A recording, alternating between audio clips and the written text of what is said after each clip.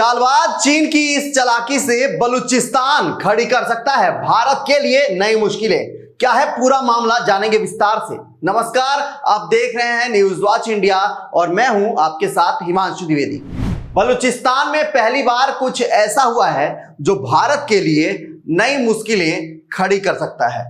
चीन ने पहली बार सीधे बलूचिस्तान से संपर्क किया है। खबर है कि अपनी सीपेक परियोजना को बचाने के लिए चीन बलूचिस्तान में भारत से जंग लड़ना चाहता है। चीन जानता है कि बलूचिस्तान के लोग भारत के साथ खड़े हैं।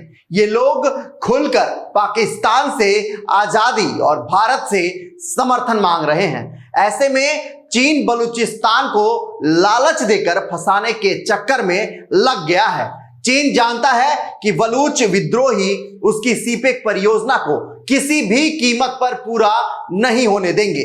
ऐसे में अगर अपनी परियोजना, पैसे और इज्जत को बचाना है तो बलूचिस्तान के लोगों से हाथ मिलाना होगा। लेकिन यहां पर चीन के लिए भारत सबसे बड़ी अड़चन बन रहा है। इसका कारण अब आपको बताते हैं।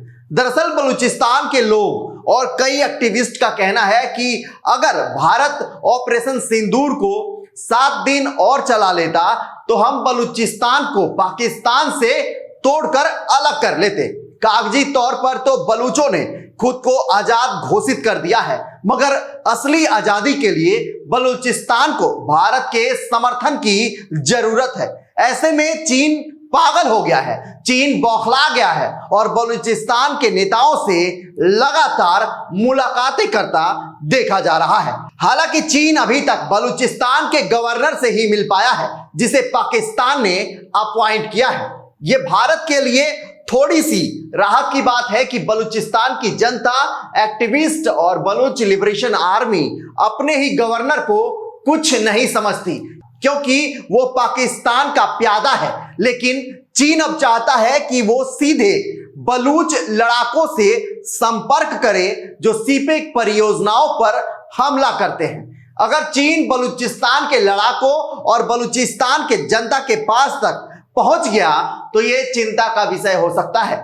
दिलचस्प बात देखिए कि चीन जिस वक्त बलूचिस्तान के गवर्नर से मिल रहा था, लगभग उसी वक्त बलोच एक्टिविस्ट ने पीएम मोदी को एक खत लिख दिया। इसमें बलोच नेता मिरिया बलोच ने पीएम मोदी से कहा है कि हमें दिल्ली में बलूचिस्तान का दूतावास खोलने दिया जाए। एक्सपर्ट्स का मानना है कि जिस तरह से चीन अब बलूचिस्तान की आम जनता को लालच में फंसाने की कोशिश कर रहा है, ऐसे में भारत को भी बलूचिस्तान को लेकर अपनी पॉलिसी में थोड़ा सा बदलाव कर लेना चाहिए। भारत को कुछ ऐसे तरीके ढूंढने होंगे कि बलूचिस्तान की मदद हो पाए। अभी तक भारत को बलूचिस्तान का पूरा समर्थन मिला हुआ है, लेकिन अगर चीन ने बलूचों को अपने जाल में फंसा लिया तो ये सही नहीं होगा। कई रिपोर्ट्स में कहा गया है कि बलूचिस्तान के ज्यादातर इलाकों से पाकिस्तानी सेना का नियंत्रण खत्म हो चुका है। चीन का सीपेक प्रोजेक्ट गंभीर खतरे में है, इसलिए चीन अब सीधे अपने प्रोजेक्ट को बचाने के लिए मैदान में उतर आया है और बलूचिस्तान के लोगों तक पहुंचना चाह रहा है। आप चीन की फितरत को जानते ही हैं। चीन किसी भी हद तक जाकर बलूचों को लालच दे सकता है।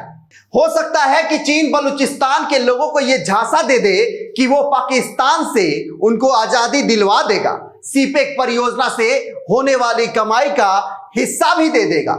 लेकिन अगर बलूचिस्तान के लोग चीन के इस जाल में फंस गए तो वो हमेशा के लिए हार जाएंगे। एक रिपोर्ट के मुताबिक चीन की नजर बलूचिस्तान के करीब $6 ट्रिलियन के खनिज संसाधनों पर भी है। बलूचिस्तान की जमीन के नीचे तांबा, सोना, लिथियम के भंडार हैं। ऐसे में चीन बलूचिस्तान से सीधे बात करना चाह रहा है। अभी तक तो चीन बलूचिस्तान के उस गवर्नर तक पहुंचा है जिसे बलूचों का ही समर्थन प्राप्त नहीं है, लेकिन चीन अब बलूचिस्तान की जनता के बीच भी जाना चाहता है। आइए जान लेते हैं कि चीन की यह सीपेक परियोजना क्या है। आसान भाषा में अगर समझा जाए तो परियोजना चीन पाकिस्तान इकोनॉमिक कॉरिडोर वास्तव में ढांचागत सुविधाओं से जुड़ा एक प्रोजेक्ट है जो चीन की सहायता से पूरे पाकिस्तान में चल रहा है। ये चीन की सरकार की ओर से शुरू की गई वन बेल्ट वन रोड परियोजना का ही एक हिस्सा है। चीन के राष्ट्रपति शी जिनपिंग के इस महत्वाकांक्षी प्रोजेक्ट की साल 2013 में शुरुआत हुई थी। लागत $46 बिलियन आंकी गई थी। हालांकि साल 2017 तक आते आते इस पर होने वाले कुल खर्च की अनुमानित लागत $62 बिलियन तक पहुंच गई थी। सीपेक चीन के बेल्ट एंड रोड इनिशिएटिव की एक प्रमुख परियोजना है जो पाकिस्तान के ग्वादर बंदरगाह से चीन के शिनजियांग प्रांत तक सड़क, रेलवे और ऊर्जा परियोजनाओं के माध्यम से जुड़ता है। इसका उद्देश्य पाकिस्तान में बुनियादी ढांचा सुधारना और चीन को सीधा समुद्री मार्ग देना है। अब आइए जान लेते हैं कि भारत इस सीपेक परियोजना का विरोध क्यों कर रहा है। साल 2022 में भारतीय विदेश मंत्रालय ने यह कहते हुए इस प्रोजेक्ट का विरोध किया कि यह सीधे तौर पर भारत की संप्रभुता और क्षेत्रीय अखंडता का उल्लंघन करता है।